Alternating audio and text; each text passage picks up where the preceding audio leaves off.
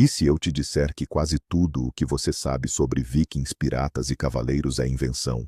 Capacetes com chifres, o famoso andar na prancha, honra cavalheiresca até a sepultura. Hollywood e os livros criaram para nós imagens vívidas e inesquecíveis, mas quão verdadeiras elas são?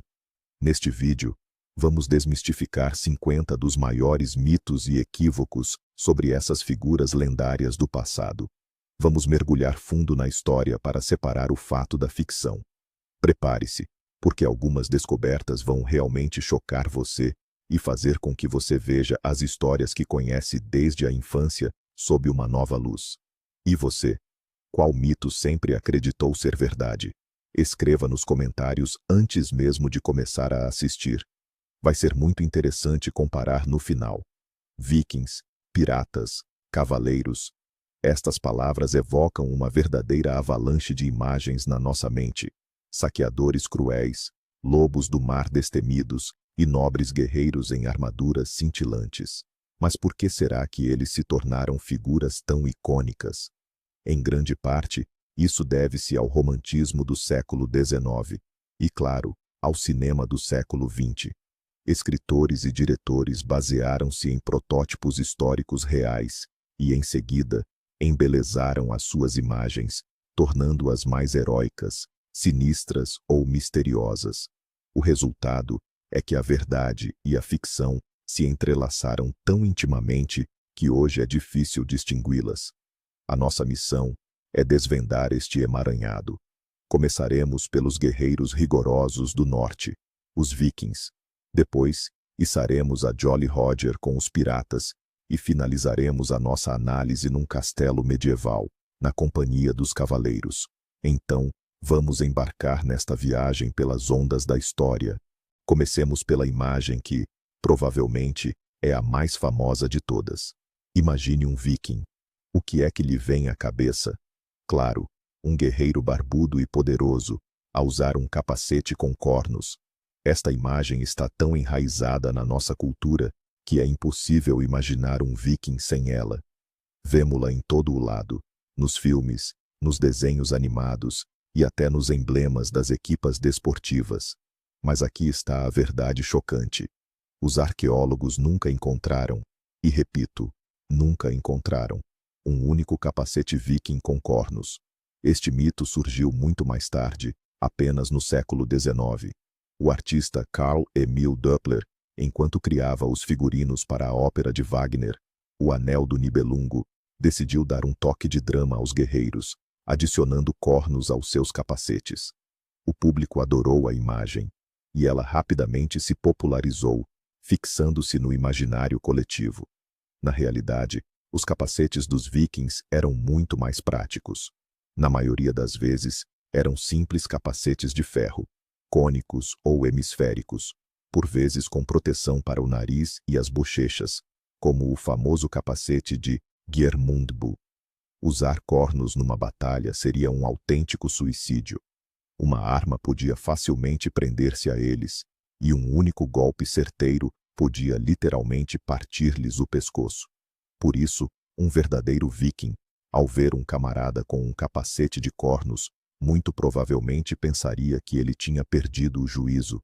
O próximo mito popular é que os vikings eram apenas bárbaros sujos e mal-cheirosos. No cinema, eles são frequentemente retratados em peles rasgadas, com lama no rosto e nos cabelos. Uma horda de selvagens, sinônimos de destruição. Mas as descobertas arqueológicas pintam um quadro completamente diferente. Nos locais dos assentamentos vikings, são encontrados em grande número pentes, pinças, navalhas e até mesmo palitos especiais para a limpeza dos ouvidos. Estas ferramentas eram feitas de osso ou chifre e muitas vezes eram lindamente decoradas. As crônicas anglo-saxônicas, escritas pelos seus inimigos, notam com surpresa que os Danes, ou seja, os vikings, penteavam o cabelo todos os dias, tomavam banho todos os sábados e trocavam de roupa regularmente. Em comparação com os habitantes locais, eles pareciam verdadeiros perfeccionistas da limpeza. Eles também davam muito valor a roupas coloridas e a joias. Assim, a imagem do selvagem em peles sujas pode ser deixada tranquilamente para o mundo da fantasia. Os vikings reais dedicavam grande atenção à sua higiene e aparência pessoal. É comum ouvirmos que viking é o nome de um povo, ou um sinônimo de escandinavo. Mas a verdade é que isto não está totalmente correto. Na realidade, a palavra viking não se referia a uma nacionalidade, mas sim a um ofício, uma profissão.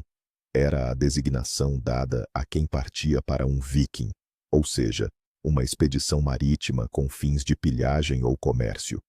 A maioria dos escandinavos na era viking, fazendeiros, artesãos, comerciantes, nunca embarcou nessas expedições e, portanto, não eram vikings. Mais do que isso, nem todos os vikings eram escandinavos. Os seus bandos podiam incluir eslavos, povos bálticos e finlandeses. Era, na verdade, uma irmandade internacional de guerreiros e aventureiros. Alguém podia ser um viking na juventude, regressar a casa mais tarde, comprar terras e tornar-se um simples agricultor. Portanto, chamar vikings a todos os habitantes da Escandinávia daquela época é o mesmo que chamar condottieri a todos os italianos do século XV. É uma simplificação grosseira.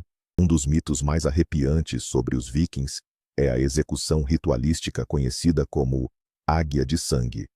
As lendas dizem que os vikings abriam as costas do inimigo, quebravam as costelas e puxavam os pulmões para fora, criando algo que parecia asas. Essa imagem é frequentemente usada em séries modernas para chocar e demonstrar a sua crueldade. No entanto, a maioria dos historiadores modernos vê a águia de sangue mais como uma invenção literária do que uma prática real. As referências a essa prática aparecem em sagas que foram escritas séculos após os eventos que descrevem, estando repletas de exageros poéticos. Não existe uma única prova arqueológica dessa execução, nem qualquer testemunho de quem a tenha presenciado na época. É provável que tenha sido apenas uma história assustadora, uma lenda urbana da época, criada pelos escaldos para realçar o poder e a impiedade dos seus heróis. As execuções reais dos vikings eram, claro, brutais, mas muito mais comuns e prosaicas: enforcamento, decapitação ou afogamento. Outra imagem vívida, mas completamente falsa, é a dos vikings a beberem nos crânios dos seus inimigos. Esta ideia está profundamente enraizada no nosso imaginário coletivo como um símbolo da sua barbárie. No entanto, este mito nasceu de um erro de tradução. Numa epopeia dinamarquesa do século XVI, que descrevia um banquete em Valhalla, os guerreiros bebiam nos ramos curvos dos crânios. Ora, esta expressão poética referia-se, na verdade, aos cornos de beber normais que, como é óbvio, vêm dos crânios dos animais. Mas o tradutor interpretou a frase literalmente. E foi assim que nasceu esta lenda macabra de um costume supostamente terrível. Claro que os vikings não eram vegetarianos, nem pacifistas. No entanto, usar restos humanos como louça ou recipiente não fazia parte das suas tradições.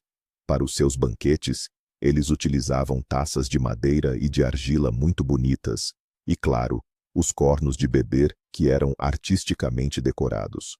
Alguns desses cornos eram autênticas obras de arte, muitas vezes trabalhadas ou incrustadas em prata.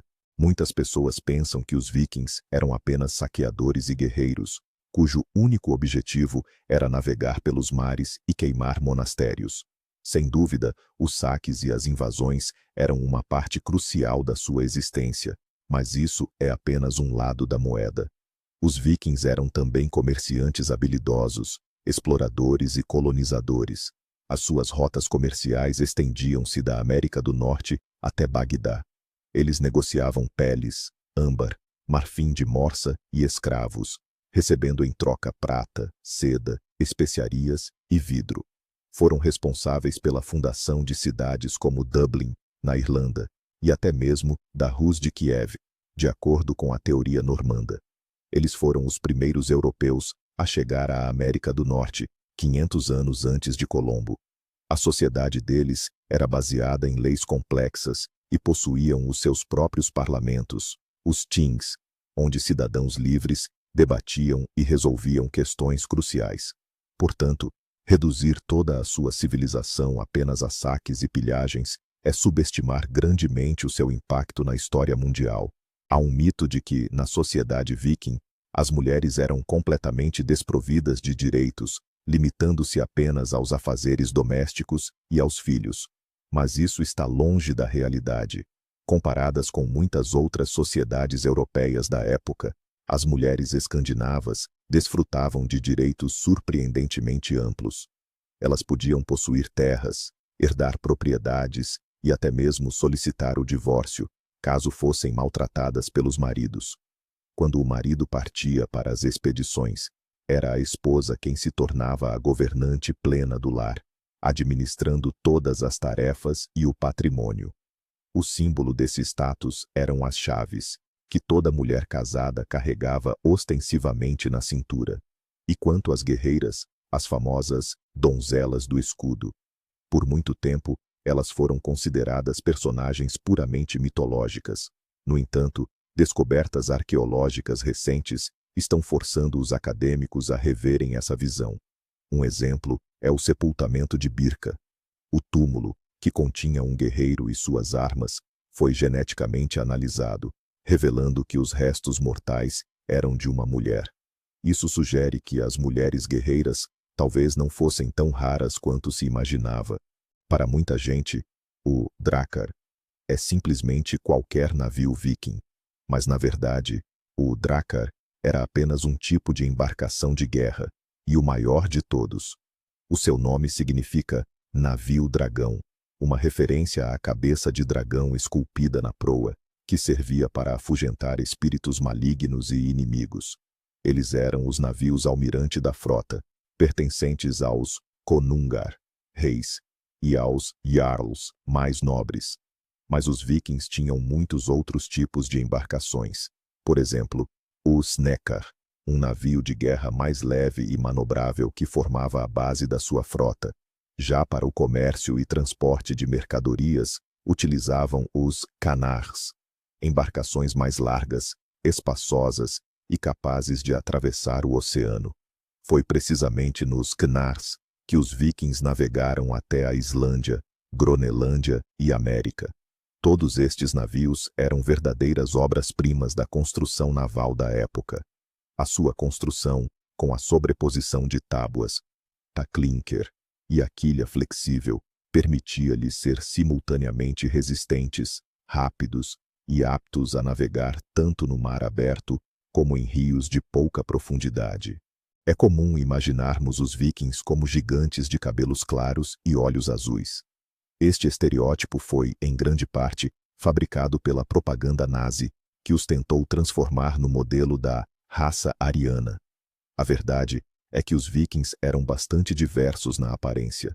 Sim, havia muitos loiros, mas a quantidade de ruivos e de pessoas de cabelo escuro era igualmente significativa. Estudos dos seus restos mortais revelam que a altura média de um homem viking rondava os 170 centímetros. Era um valor consideravelmente alto para a época, mas que não os tornava gigantes. Além disso, como já referimos, os seus bandos integravam representantes de vários povos, o que aumentava a diversidade da sua aparência. Um facto interessante: alguns vikings de cabelo escuro, principalmente os homens, usavam uma pasta alcalina especial para clarear o cabelo e a barba, atingindo um louro platinado. Isto era visto como moda e possivelmente tinha um significado ritualístico. A ideia de que todos os vikings eram pagãos devotos de Odin e Thor é, na verdade, apenas parcialmente correta. A era viking, que durou aproximadamente do século VIII ao XI, foi um período de grandes transformações, inclusive religiosas. No início dessa era, a maioria dos escandinavos era, de facto, pagã. Mas à medida que estabeleciam contactos com a Europa cristã, a nova fé foi penetrando gradualmente no norte. O processo de cristianização foi longo e frequentemente violento. Muitos vikings adotavam o cristianismo por razões políticas ou econômicas, pois isso facilitava o comércio com os europeus. Por algum tempo, as duas religiões coexistiram pacificamente. Os arqueólogos encontram amuletos onde a cruz cristã aparece lado a lado com o martelo de Thor. No final da era viking, por volta do século XI, a maioria dos reinos escandinavos já tinha adotado oficialmente o cristianismo. Assim, a imagem do viking puramente pagão é mais representativa do período inicial dessa época histórica. Vamos subir a bordo de um navio pirata. Qual era a punição mais famosa para os infratores? Sem dúvida, forçar o coitado a caminhar na prancha. Vimos isso centenas de vezes. Olhos vendados, sob a mira dos revólveres, o condenado dando seus últimos passos sobre águas infestadas de tubarões. Parece horrível, e é bem a cara do que imaginamos dos piratas. Acontece que, na realidade, isso quase nunca era praticado. Essa imagem foi popularizada pela literatura, principalmente em A Ilha do Tesouro, de Robert Louis Stevenson. Nos documentos históricos da Era de Ouro da Pirataria, ou seja, o final do século XVII e o início do século XVIII, as menções a este tipo de punição são extremamente raras, literalmente isoladas. Os piratas tinham métodos de execução muito mais rápidos e eficazes. Na maioria das vezes, os prisioneiros ou amotinados eram simplesmente atirados ao mar, mortos ali mesmo, ou como um tipo de graça especial, eram abandonados numa ilha deserta com uma garrafa de água e uma pistola com uma única bala. Isso era conhecido como marooning. Portanto, caminhar na prancha é mais um truque de Hollywood para aumentar o drama do que uma prática pirata de verdade. O mapa do tesouro, com um grande X marcando o local onde um baú de ouro está enterrado, é outro atributo indispensável de um pirata. O X marca o local. Essa frase se tornou mundialmente famosa. Infelizmente, isso é, em grande parte, ficção literária, popularizada, mais uma vez, pelo clássico A Ilha do Tesouro. Na realidade, os piratas quase nunca enterravam seus saques. Por quê? Não fazia sentido. Eles precisavam do dinheiro no momento, para gastar com rum, mulheres e diversão em portos piratas como Tortuga ou Port Royal. O saque, que eles chamavam de o prêmio, era dividido imediatamente entre a tripulação após a captura de um navio, conforme as cotas estipuladas no Código Pirata. Esconder o dinheiro na terra era arriscado. Você poderia morrer, e ninguém jamais encontraria seu tesouro. O único caso conhecido de um pirata que realmente enterrou um tesouro foi o do capitão William Kidd. Mas ele o fez em desespero, na esperança de usar o butim mais tarde como moeda de troca para seu perdão. No fim, ele foi enforcado de qualquer maneira, e o tesouro encontrado apenas acendeu a imaginação dos caçadores por séculos. A imagem clássica do pirata caolho com um tapa-olho preto é universalmente conhecida. Geralmente, pensa-se que o acessório era usado por quem tinha perdido um olho em batalha. Claro que sim, isso acontecia, mas a pala tinha outra finalidade, muito mais engenhosa e prática. Pensemos num cenário de combate naval. Os piratas tinham de alternar constantemente entre o convés, que estava a arder com a luz solar, e os espaços interiores quase sem luz, como o porão. Os nossos olhos demoram a adaptar-se a estas mudanças bruscas de iluminação, e é neste ponto que o tapa-olho se revelava genial. O olho que estava sempre debaixo da pala mantinha-se já habituado à escuridão. Ao descer rapidamente ao porão, o pirata apenas deslizava a cobertura para o outro lado e imediatamente conseguia ver perfeitamente no escuro, obtendo uma vantagem tática crucial na luta. Portanto, o tapa-olho não era só um símbolo de ferimento. Na verdade, era uma engenhosa solução, ou, se quisermos, o equivalente aos óculos de visão noturna do século XVII. O Jolly Roger, a bandeira preta com a caveira e os ossos cruzados, tornou-se o símbolo universal da pirataria. No entanto, é um equívoco pensar que todos os piratas usavam a mesma bandeira. Na verdade, Muitos capitães tinham o seu próprio design de estandarte, único e pessoal.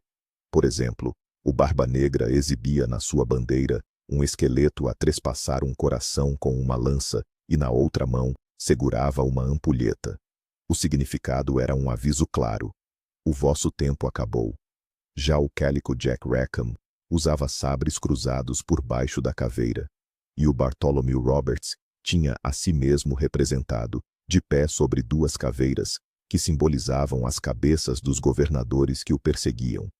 Além disso, os piratas nem sempre navegavam sob a bandeira preta. Ao se aproximarem da vítima, era comum içarem a bandeira de algum país aliado, para encurtar a distância sem levantar suspeitas. E só no último momento, quando era tarde demais para a fuga, içavam o seu verdadeiro estandarte pirata. Isto era um truque psicológico. A bandeira preta era um convite para a rendição sem luta. Se, no entanto, fosse içada a bandeira vermelha, era um sinal de que não haveria misericórdia para ninguém. O papagaio no ombro do pirata é mais uma imagem icônica que nos foi legada pelo livro A Ilha do Tesouro, através da personagem Long John Silver e do seu papagaio chamado Capitão Flint. É claro que os marinheiros, e isso incluía os piratas, traziam frequentemente animais exóticos de terras distantes, como macacos e papagaios.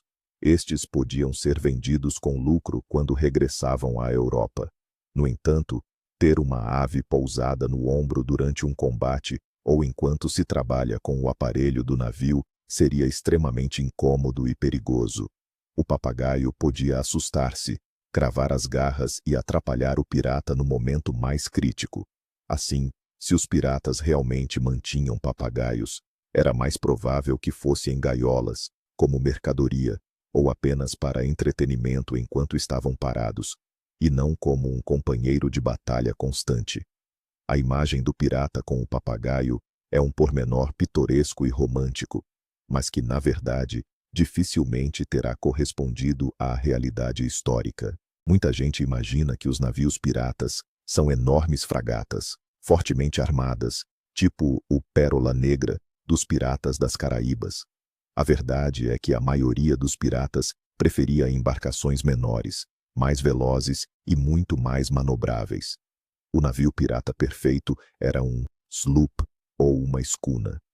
Essas embarcações tinham um calado baixo, o que lhes permitia navegar em águas rasas, esconder-se em baías e fugir da perseguição de navios de guerra maiores, que muitas vezes acabavam por encalhar.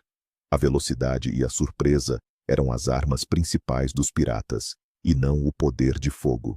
Eles evitavam envolver-se em longos duelos de artilharia. Em vez disso, aproximavam-se rapidamente do navio mercante, realizavam a abordagem e faziam a captura no combate corpo a corpo. Os navios grandes exigiam tripulações numerosas, muitos suprimentos, e eram mais difíceis de controlar, tornando-se, portanto, pouco vantajosos para a atividade pirata. Existe um mito romântico sobre o Código Pirata, um certo conjunto de regras nobres que todos os cavalheiros da fortuna seguiam. A verdade, porém, é que nunca existiu um código unificado. No entanto, cada navio pirata tinha o seu próprio estatuto, conhecido como os Artigos de Acordo. Antes de iniciar a viagem, toda a tripulação assinava ou colocava a sua cruz neste documento.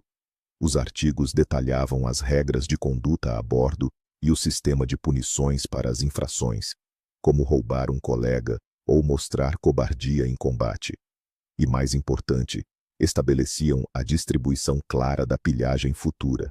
O capitão recebia uma quota dupla ou de uma quota e meia. O contramestre, o representante eleito da tripulação, recebia o mesmo, e os restantes recebiam uma quota individual. Os feridos tinham também direito a uma compensação. Por um braço ou perna perdidos, era pago um valor específico do tesouro comum. Portanto, isto não era um código de honra, mas sim um contrato de trabalho pragmático, que garantia a disciplina e a ordem a bordo do navio. Nos filmes, é comum vermos piratas a manejar rapieiras finas e elegantes, com grande destreza. Embora pareça muito elegante, esse tipo de arma era pouco prático num combate de abordagem, especialmente num convés apertado e instável. A rapieira era ideal para duelos individuais, onde havia espaço de manobra. A principal arma branca do pirata era o cutelo de abordagem, o cutlass, que era curto, pesado e largo. Era fácil de manusear no meio da confusão, permitindo não apenas estocar, mas também desferir golpes de corte. A sua lâmina pesada cortava facilmente cordas e cabos de velas, e era capaz de perfurar proteções leves. Para além do cutelo, os piratas utilizavam ativamente pistolas de tiro único. Por essa razão, cada pirata carregava várias, presas ao cinto. Depois de disparadas, as pistolas rapidamente se tornavam em massas. Eram também usadas armas como machados, facas e granadas de mão, pequenas esferas de ferro fundido com um pavio. O rum era, sem sombra de dúvida, a bebida preferida dos piratas e marinheiros da altura. No entanto, o mito de que o bebiam constantemente e em quantidades industriais é um tanto exagerado. A bordo, especialmente em travessias longas, a água doce estragava-se rapidamente e ficava imprópria para consumo. Para a desinfetar e, ao mesmo tempo, melhorar o sabor, adicionavam-lhe álcool, geralmente rum ou cerveja. O resultado era uma bebida conhecida como grog. Esta bebida não era muito forte e fazia parte da ração diária obrigatória da tripulação. É claro que, em terra, nos portos, os piratas podiam farrear e embebedar-se até cair para o lado, esbanjando a sua parte do saque. No entanto, no mar, sobretudo antes de um combate, o capitão e o contramestre supervisionavam a disciplina com mão de ferro. Estar embriagado no posto ou antes de uma batalha era punido de forma severa, pois a vida de todos dependia da sobriedade e da coordenação perfeita da tripulação. O cinema criou o estereótipo de que todos os piratas eram ingleses ou, no máximo, espanhóis. Na realidade, a comunidade pirata era surpreendentemente multinacional. Num único navio, podiam servir ingleses, franceses, holandeses, portugueses, irlandeses, escoceses e até mesmo ex-escravos vindos da África. Para muitos escravos fugitivos e serviçais, a pirataria era a única oportunidade de conquistar liberdade e igualdade. A bordo, não importava a cor da pele ou a língua que falavas. O essencial era a forma como lutavas e se respeitavas os artigos do acordo.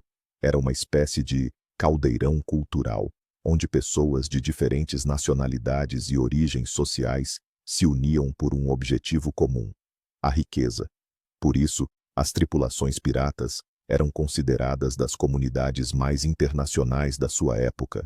Na cultura popular, os piratas são geralmente retratados como anarquistas e rebeldes, inimigos de qualquer tipo de autoridade. Isto é parcialmente verdade, mas é fundamental distinguir entre um pirata e um corsário. O corsário era, no fundo, um pirata legalizado. Recebia do seu governo um documento especial, a Carta de Corso, que o autorizava a atacar navios de potências inimigas durante tempos de guerra. O lucro obtido era depois dividido com os cofres do Estado. Muitos piratas famosos, como Sir Francis Drake ou o capitão Henry Morgan, passaram, na verdade, grande parte das suas carreiras como corsários ao serviço da coroa inglesa. Quando a guerra terminava, a Carta de Corso perdia a sua validade. Alguns capitães regressavam à vida civil. Contudo, outros, não querendo abandonar este negócio lucrativo, continuavam a saquear navios por sua conta e risco, transformando-se em verdadeiros piratas, criminosos aos olhos de todas as nações. Existe a ideia de que a pirataria era um domínio estritamente masculino. No entanto, a história conhece vários exemplos de mulheres piratas famosas que em nada ficavam a dever aos homens. As mais conhecidas são Anne Bonny e Mary Read, que integravam a tripulação de Calico Jack, Rackham. Vestiam-se com roupas masculinas, dominavam as armas com mestria e eram conhecidas pela sua bravura e crueldade nas batalhas. Quando o seu navio foi capturado, apenas as duas, juntamente com outro pirata, resistiram à investida, enquanto a maioria da tripulação estava completamente embriagada. Ambas foram condenadas à forca, mas conseguiram escapar à execução, alegando estar grávidas. O destino delas, após esse ponto, permanece um mistério. Outra figura lendária é a chinesa Qing Shi, ou Senhora Zheng, que no início do século XIX comandava uma enorme frota pirata, com centenas de navios e dezenas de milhares de tripulantes. O seu poder era tamanho que o governo chinês acabou por oferecer-lhe uma amnistia em troca do fim da sua campanha de saques e roubos. O mito de que os piratas falavam com um sotaque específico e usavam frases de efeito, como "yo-ho-ho" ou "avancem seus 1000 demônios", é atribuído ao ator Robert Newton.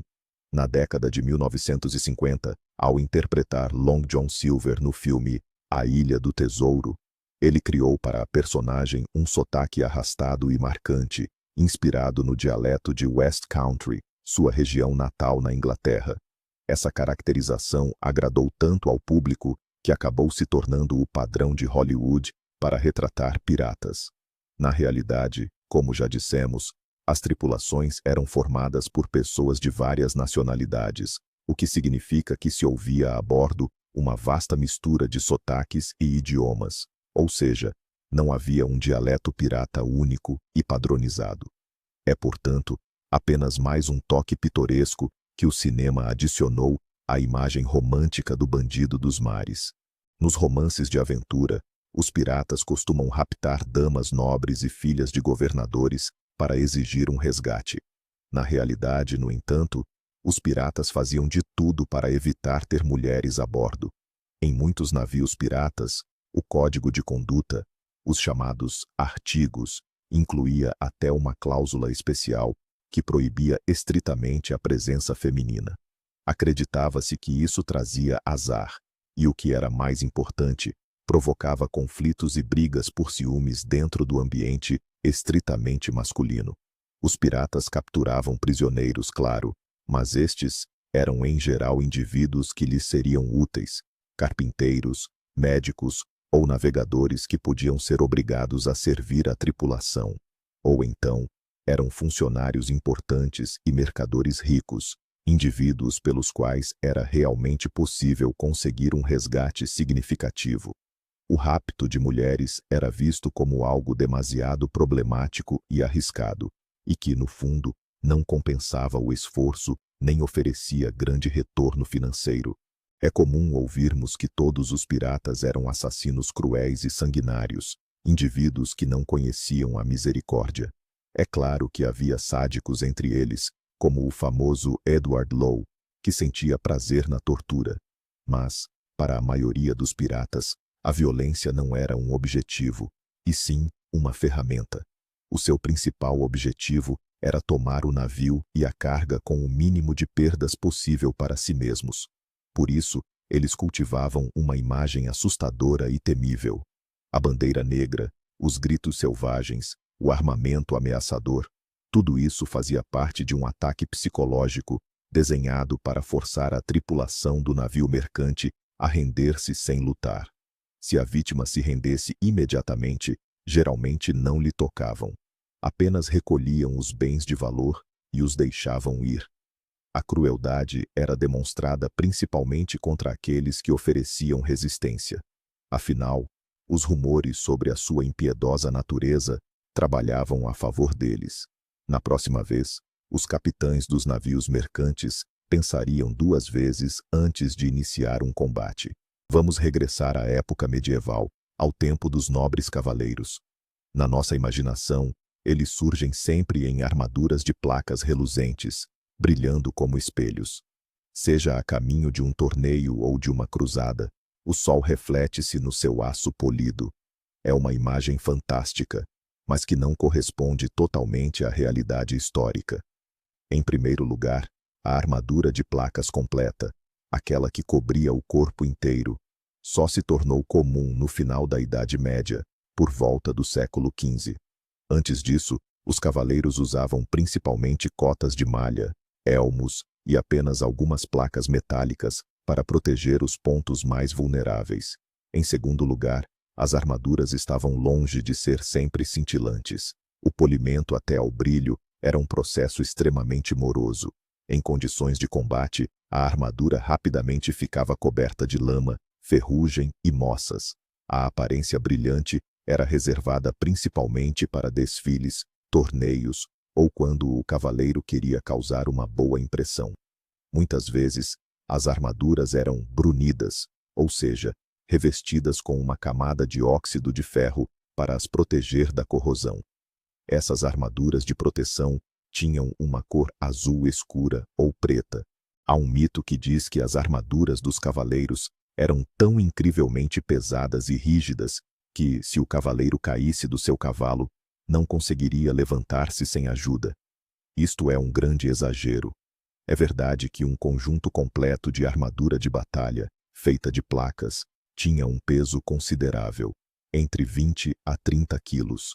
No entanto, esse peso era distribuído de forma inteligente e uniforme por todo o corpo, muito diferente de uma mochila de um soldado moderno, que concentra a pressão quase toda nos ombros.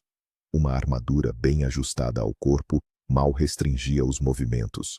Era possível correr, saltar, dar cambalhotas e, claro, levantar-se do chão sem dificuldade. Existem inúmeros registros históricos e experiências atuais que provam esta realidade. Os problemas só surgiriam se o cavaleiro fosse derrubado na lama ou na água, ou se estivesse ferido. Mas o peso da armadura, por si só, nunca transformou o guerreiro numa tartaruga desamparada. As armaduras de torneio, essas sim, eram mais pesadas que as de combate, mas tinham um propósito totalmente diferente. Estamos habituados a imaginar os cavaleiros como nobres defensores dos fracos e oprimidos, indivíduos que seguiam à risca um código de honra e cavalheirismo. Esta imagem foi, na sua maioria, criada pela literatura medieval, nomeadamente pelos romances de cavalaria. Contudo, na realidade, a situação era bem mais complexa. Sim, existia de facto um ideal de conduta cavalheiresca que preconizava a lealdade ao Senhor, a bravura em combate, a proteção da igreja e a misericórdia para com inimigos de igual estatuto. Mas, na prática, muitos cavaleiros não passavam de guerreiros profissionais, brutais e pragmáticos. Fora do campo de batalha, eram capazes de pilhar camponeses, praticar assaltos nas estradas e comportar-se de uma forma que estava longe de ser honrosa. Isto aplicava-se especialmente aos chamados Haubritter na Alemanha, os cavaleiros bandidos. Além disso, a noção de cavalheirismo cortês e o serviço à dama perfeita não passava de um exercício literário, e não um verdadeiro guia para a ação. De facto, a conduta dita cavalheiresca era aplicada quase exclusivamente a outros nobres. Regra geral, este código de honra não se estendia aos plebeus. Filmes e livros costumam retratar os torneios medievais como duelos fatais, nos quais os cavaleiros lutavam até a morte apenas para entreter a plateia. Contudo, na realidade, os torneios clássicos eram mais uma competição desportiva, funcionando como a Fórmula 1 da Idade Média. O seu principal objetivo não era matar o adversário, mas sim demonstrar valor, provar a perícia no uso de armas e, claro, ganhar prêmios. É verdade que ferimentos e até mesmo mortes ocorriam, mas estes eram, na maioria das vezes, acidentes. Para isso, era utilizado um armamento especial de torneio, devidamente sem ponta ou com as extremidades embotadas. O principal desafio era a justa, o combate de lanças, onde o objetivo era derrubar o adversário do cavalo ou estilhaçar a sua própria lança no escudo dele. O cavaleiro derrotado era obrigado a ceder ao vencedor a sua armadura e o seu cavalo, itens de elevadíssimo valor. Por essa razão, os torneios funcionavam também como uma forma de ascensão financeira para os cavaleiros menos abastados. Duelos mortais, travados até a última gota de sangue, também existiam, mas estes pertenciam a uma categoria distinta. Eram os chamados combates judiciais, e não torneios de entretenimento. O arquétipo romântico do cavaleiro que salva a donzela das garras de um dragão ou de um barão malvado é um dos mitos mais duradouros. Esta trama era central em muitos romances de cavalaria. Na realidade, porém, os casamentos na sociedade nobre medieval eram, acima de tudo, uma aliança política e econômica. Eram arranjados pelos pais para unir terras, selar uma aliança ou garantir um dote. Os sentimentos dos jovens raramente eram levados em consideração. Claro que isto não significa que o amor não existisse, mas não era a base fundamental do casamento. E o resgate da dama era muitas vezes apenas o rapto de uma herdeira, com o objetivo de casar à força e tomar posse das suas terras. Este era um crime bastante comum durante a Idade Média. Portanto, a realidade estava bem longe das baladas românticas. Muitas pessoas pensam que a palavra cavaleiro é apenas um sinônimo para um guerreiro medieval de armadura. No entanto, a cavalaria não era somente uma profissão. Era um estatuto social que se inseria na baixa aristocracia feudal. Para se tornar cavaleiro, era preciso percorrer um longo caminho. O rapaz de uma família nobre começava como pajem na corte de um senhor, onde aprendia boas maneiras e as bases da arte militar. Depois, na adolescência, passava a ser escudeiro. Servia o cavaleiro, cuidava do seu cavalo e da sua armadura, e acompanhava-o em combate. Só depois de provar o seu valor é que ele podia ser investido cavaleiro. A cerimônia de investidura era um ritual de grande importância. O candidato passava a noite em oração, e em seguida, o senhor tocava-lhe no ombro com o lado chato da espada e pronunciava a fórmula da aclamação. É importante notar que nem todo o nobre se tornava cavaleiro, nem todo o guerreiro de armadura o era. Havia também homens de armas comuns e mercenários que não pertenciam à ordem de cavalaria. Nos filmes, é comum vermos cavaleiros empunhando enormes espadas de duas mãos, capazes de cortar inimigos ao meio sem esforço. Espadas como as Zweihander ou a Claymore realmente existiram, mas não eram a arma principal de um cavaleiro. Elas eram, na verdade, armas especializadas para a infantaria, os Landsknechts, usadas principalmente para quebrar formações de lanceiros. A espada típica de um cavaleiro era de uma mão só, media cerca de 90 centímetros e pesava pouco mais de 1 quilo. Estava perfeitamente equilibrada e era usada de forma eficiente tanto para cortar quanto para perfurar, fosse na batalha a cavalo ou a pé. Na outra mão, o cavaleiro usava o seu escudo. Mais tarde, com o desenvolvimento da armadura de placas, as espadas de mão e meia, ou espadas bastardas, que podiam ser usadas com uma ou duas mãos, ganharam popularidade. No entanto, nem mesmo estas eram as lâminas gigantescas e imponentes que o cinema de Hollywood nos apresenta. O direito da primeira noite, ou jus primae noctis, é um suposto direito que o senhor feudal teria de passar a primeira noite de núpcias com a noiva de qualquer um dos seus vassalos ou camponeses. Este costume é frequentemente citado como um exemplo da crueldade e do arbítrio dos senhores medievais.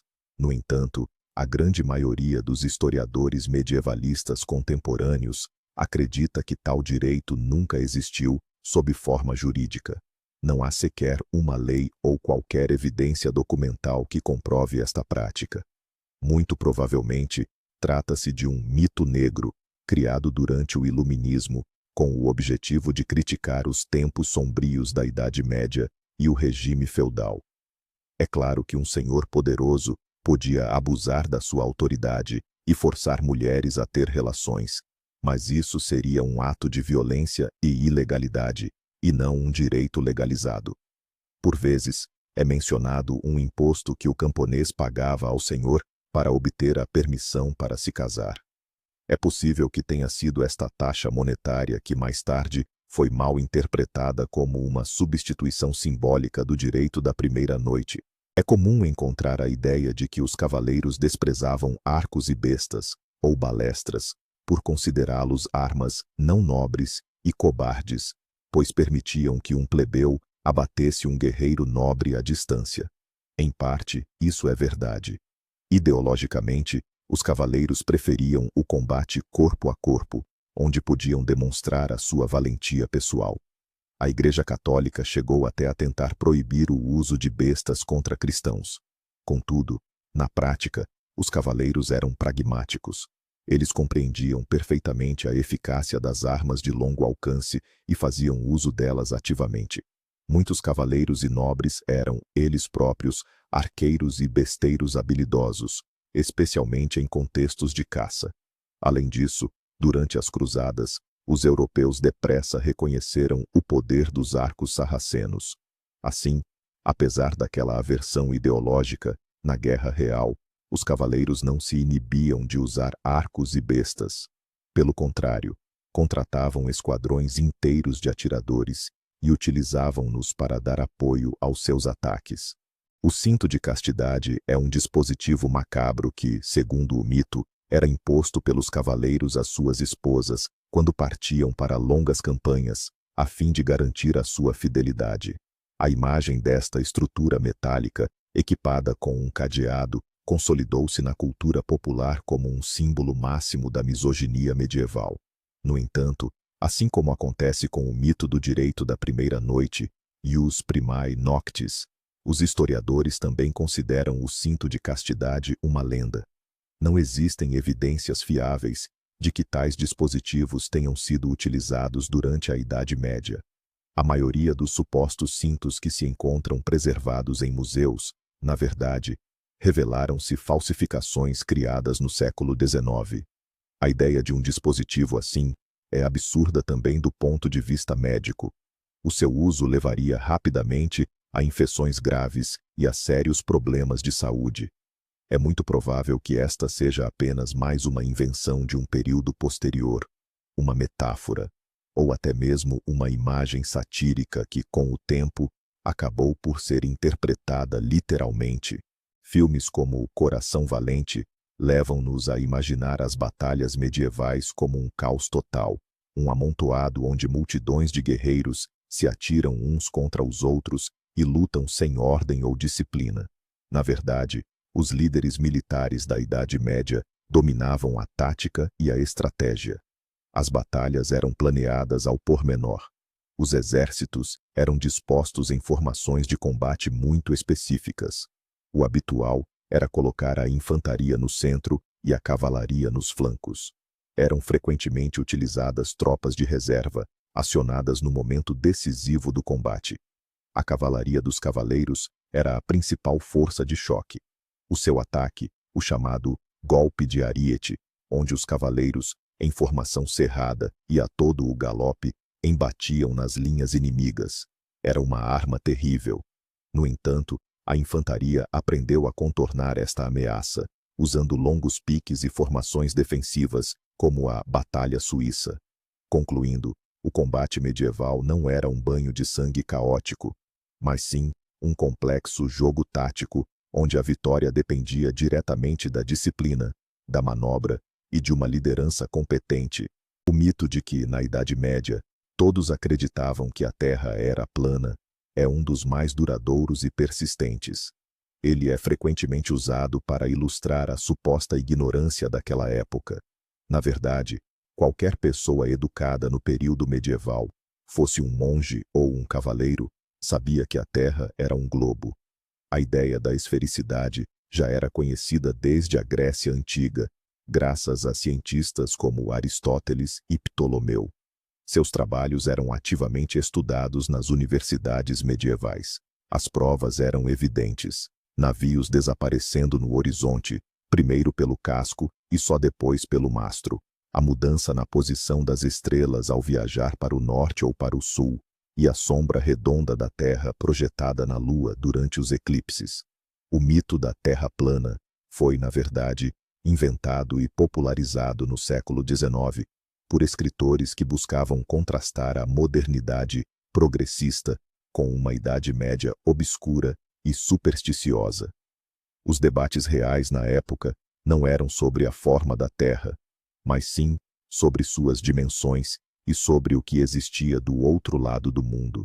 A maioria das pessoas imagina os castelos medievais como meras caixas de pedra, sombrias, frias e nada acolhedoras. Claro que, comparados com as casas modernas, eles não eram o cúmulo do conforto, mas os seus habitantes esforçavam-se para tornar a vida o mais acolhedora possível. Nas áreas de habitação, as paredes eram frequentemente revestidas com painéis de madeira, rebocadas, pintadas com cores vivas, ou então cobertas com tapeçarias e tapetes.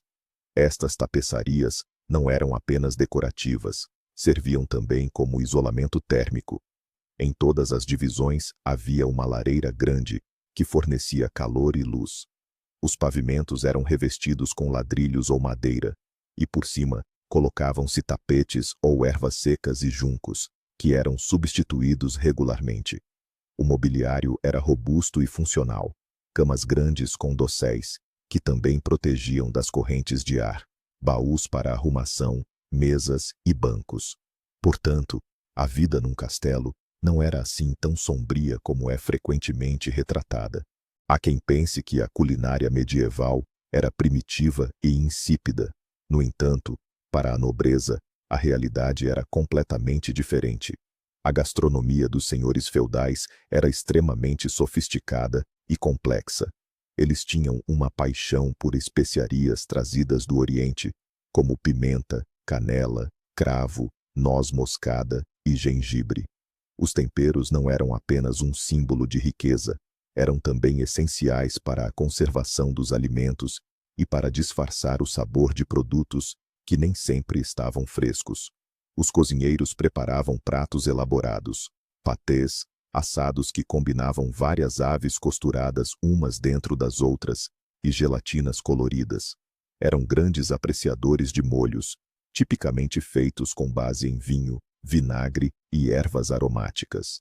O açúcar era um artigo de luxo caríssimo, por isso o mel era o adoçante mais comum. Já a alimentação dos plebeus era, naturalmente, muito mais simples, resumindo-se a papas, pão, vegetais e, raramente, carne. Mesmo assim, eles esforçavam-se para diversificar a dieta, utilizando ervas e plantas silvestres. Voltamos então aos vikings e ao seu armamento. Frequentemente, em filmes e jogos, vemos vikings armados com machados gigantes de 2 mãos. É uma arma que, inegavelmente, tem um aspecto brutal e intimidante. Contudo, e tal como sucede com as grandes espadas dos cavaleiros, esta representação é, na verdade, um exagero. Claro que os machados de batalha existiam e eram uma arma bastante popular. No entanto, na sua maioria, eram machados de uma mão só, semelhantes aos usados para tarefas domésticas ou de trabalho, mas com cabos mais longos e uma lâmina mais fina e afiada. O exemplar mais famoso era o chamado machado dinamarquês, ou brodex. Este sim, tinha um cabo longo, podendo atingir 1,5 metros de comprimento, e exibia uma lâmina larga e fina, em formato de meia-lua. Este era, de facto, um machado concebido para ser manejado com ambas as mãos.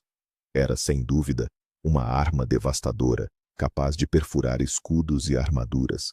Porém, exigia um grande espaço para o balanço, e enquanto o guerreiro se preparava, deixava-o vulnerável a um contra-ataque. Por essa razão, a maioria dos vikings optava pela versatilidade de um machado de uma mão, ou uma espada, combinados com um escudo protetor. Há outro mito popular sobre os vikings, e esse tem a ver com os seus rituais de enterro. É comum vermos nos filmes aquela cena em que o corpo do líder falecido é colocado num navio, lançado ao mar, e depois incendiado por uma flecha de fogo disparada a partir de um arco. É uma imagem muito bonita e dramática, mas, na realidade, a história era bem diferente. Sim, as inumações em barcos realmente existiam, mas eram um ritual raro, extremamente caro e reservado apenas à elite. No entanto, o barco não era queimado na água. Ele era enterrado em terra, formando um monte funerário. Juntamente com o falecido, eram depositados na sepultura as suas armas, joias, ferramentas, e até eram sacrificados animais, e por vezes, servos, para que pudessem acompanhá-lo no mundo após a morte.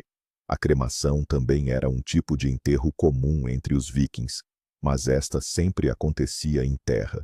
As cinzas eram recolhidas e sepultadas numa urna. Assim, um drakkar a arder em alto mar é, infelizmente, mais uma bela ficção criada pelos românticos do século XIX. É comum que se atribua a Cristóvão Colombo o título de descobridor da América. No entanto, como já mencionamos, os vikings chegaram lá 5 séculos antes dele. Por volta do ano 1000 d.C., o navegador islandês Leif Erikson, filho de Erik, o Vermelho, o descobridor da Groenlândia, alcançou as margens da América do Norte.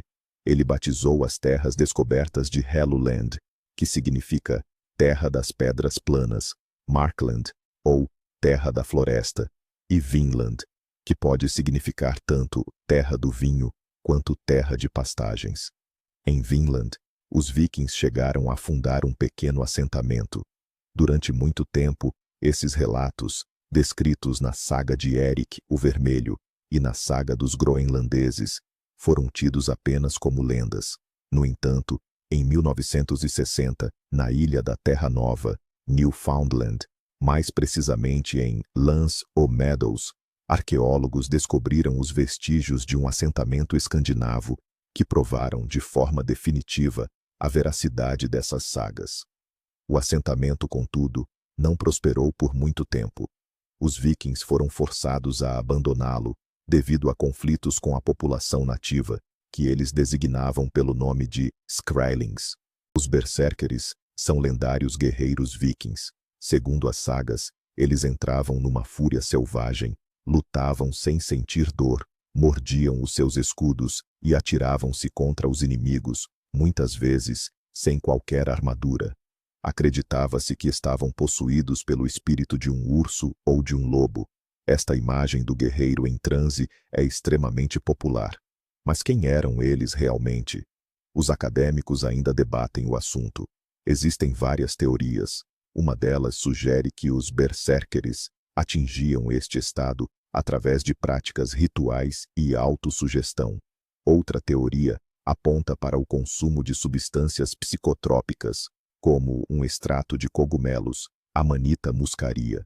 Uma terceira versão defende que estes guerreiros poderiam sofrer de distúrbios psiquiátricos, como epilepsia. Os seus ataques ou convulsões em batalha seriam então interpretados como uma fúria divina. Seja qual for a verdade, os berserkers foram, muito provavelmente, guerreiros reais. Eram talvez membros de cultos militares específicos, que usavam a sua fúria controlada como uma tática para aterrorizar o inimigo. Regressemos uma vez mais ao tema dos piratas.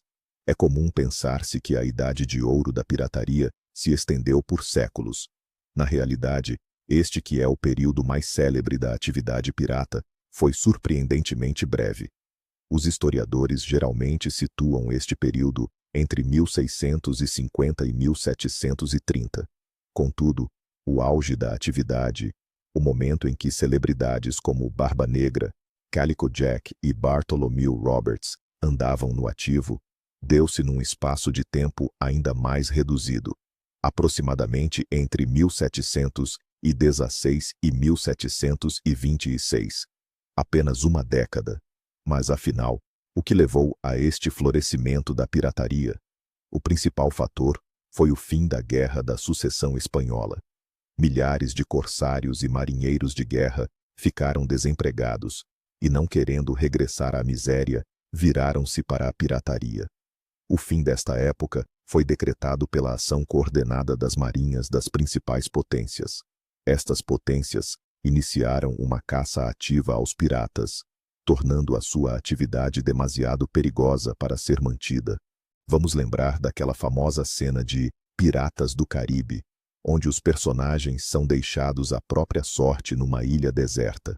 Este tipo de punição, conhecido como marooning, ou abandono em terra, era de fato uma prática comum entre os piratas. Era visto como uma alternativa mais humana do que simplesmente assassinar a pessoa. O tripulante que cometesse um erro, ou o capitão de um navio capturado, era deixado em uma pequena ilha isolada, geralmente bem longe das rotas marítimas e comerciais. Os suprimentos eram mínimos: um pouco de água potável, uma arma, muitas vezes uma única bala de pistola, e ocasionalmente uma garrafa de rum. A escolha era terrível: enfrentar uma morte lenta por fome e sede, ou optar por um suicídio rápido. As chances de resgate eram mínimas, mas não eram nulas. O caso mais famoso é o de Alexander Selkirk, um marinheiro escocês. Ele foi deixado numa ilha deserta a seu próprio pedido, após uma briga intensa com o capitão. Selkirk viveu sozinho por mais de 4 anos, até ser resgatado por um navio de passagem. Sua história serviu de inspiração direta para o famoso romance Robinson Crusoe, de Daniel Defoe. E há um mito de que os piratas eram apenas bandidos ignorantes e sem instrução. Claro que a maioria era composta por marinheiros comuns, mas entre os capitães piratas havia indivíduos bastante instruídos. Por exemplo, Bartholomew Roberts, um dos piratas mais bem-sucedidos da história, era conhecido pelos seus modos refinados, pelo gosto por roupas finas e música. Ele era abstêmio e garantia que os serviços religiosos de domingo fossem rigorosamente observados a bordo do seu navio. Já William Dampier, que se juntou aos piratas em várias ocasiões, era um navegador, explorador e escritor talentoso. Os seus livros de viagem fizeram um enorme sucesso na Inglaterra. Muitos piratas eram excelentes cartógrafos e navegadores. Para exercerem o seu ofício com sucesso, era fundamental que soubessem ler mapas, manusear instrumentos de navegação e realizar cálculos precisos. Assim, a comunidade pirata estava longe de ser tão homogênea e primitiva quanto se pode imaginar. É comum imaginarmos piratas enfrentando enormes navios de guerra da Marinha Real. É claro que esses confrontos aconteciam, mas na maioria das vezes, o fim era trágico para os piratas. No entanto, o alvo principal dos piratas não eram os navios militares, mas sim os navios mercantes, conhecidos simplesmente como mercadores. Eles eram lentos, mal equipados e transportavam cargas valiosas: açúcar, tabaco, tecidos, escravos e, claro, ouro. Eram estes navios que os piratas perseguiam. A tática deles era escolher um alvo solitário e vulnerável e atacar de surpresa. Envolver-se em batalha com um navio de guerra bem armado, que transportava centenas de soldados em vez de riquezas, era um risco desnecessário para os piratas. Por isso, eles se esforçavam para evitar a todo custo os encontros com as patrulhas navais. O negócio dos piratas era o roubo, a pilhagem, não a guerra. Voltamos ao tema dos cavaleiros. É comum a crença de que eles eram imbatíveis nos campos de batalha, muito devido às suas armaduras pesadas e ao seu treinamento rigoroso. No entanto, a história medieval está repleta de exemplos onde exércitos de cavalaria sofreram derrotas esmagadoras perante adversários que, à primeira vista, pareciam ser muito mais fracos. Por exemplo, na Batalha de Courtrai, em 1302, milicianos flamengos, armados com piques e goedendags, aniquilaram completamente o exército de cavaleiros franceses. Nas batalhas de Crécy e Agincourt, os arqueiros ingleses, usando os seus arcos longos, dizimaram a nata da cavalaria francesa. Além disso, os piqueiros e alabardeiros suíços espalharam o terror entre as forças de cavalaria por toda a Europa. O cavaleiro era, sem dúvida, uma força temível, mas apenas sob condições muito específicas, principalmente em terrenos planos, onde a cavalaria tinha espaço para ganhar velocidade e realizar uma carga devastadora. Em terrenos acidentados, contra uma infantaria bem disciplinada, ou sob uma saraivada de flechas, o ataque dos cavaleiros frequentemente falhava. Nesses momentos, esses guerreiros, envoltos em aço, tornavam-se alvos fáceis e extremamente vulneráveis. Frequentemente, livros e filmes retratam a ideia de que o cavaleiro medieval possuía apenas um cavalo de batalha, um companheiro fiel e dedicado. A realidade, contudo, era bem diferente. Um cavaleiro abastado possuía vários animais, cada um com a sua função específica. O mais importante era o cavalo de guerra, conhecido como destrier. Este era um garanhão grande, forte e especialmente treinado, capaz de aguentar o peso do cavaleiro em armadura pesada e de permanecer destemido perante o fragor da luta. Estes animais valiam uma fortuna, por isso eram extremamente poupados e protegidos durante o combate. Para longas marchas e viagens, utilizava-se outro tipo de montaria, o palafrém. Este era um cavalo mais resistente e calmo. Durante estas jornadas, o valioso destrier era conduzido a pé pelo escudeiro, para que fosse poupado para a batalha. Além disso, existiam ainda os animais de carga, essenciais para o transporte de armaduras sobressalentes, armas e provisões. A logística de um cavaleiro era, portanto, bastante complexa, sendo os cavalos elementos centrais. Perder o destrier em combate era uma catástrofe pessoal e financeira de enorme dimensão. Estamos habituados a ver nos filmes cavaleiros a sitiar castelos, construindo torres de assalto e arietes gigantes. Cercos tão grandes realmente aconteciam, mas eram extremamente longos, caros e arriscados. Por isso, tentavam evitá-los ao máximo. Na verdade, os castelos eram tomados com muito mais frequência por astúcia, traição ou por exaustão.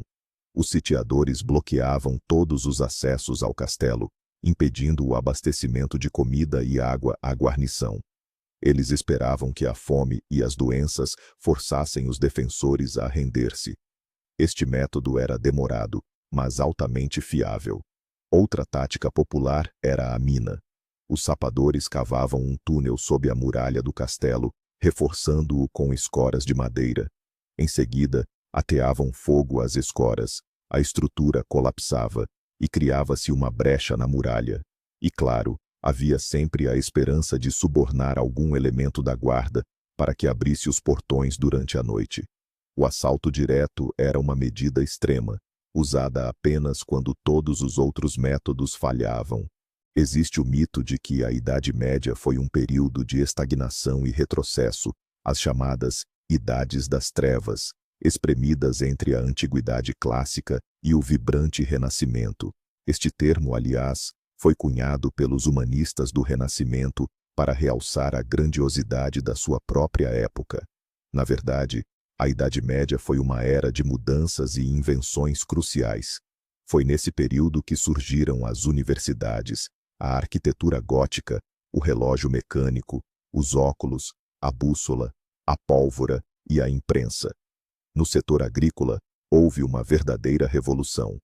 Isto deveu-se à invenção do arado pesado de rodas, da coelheira para cavalos e do sistema de rotação trienal.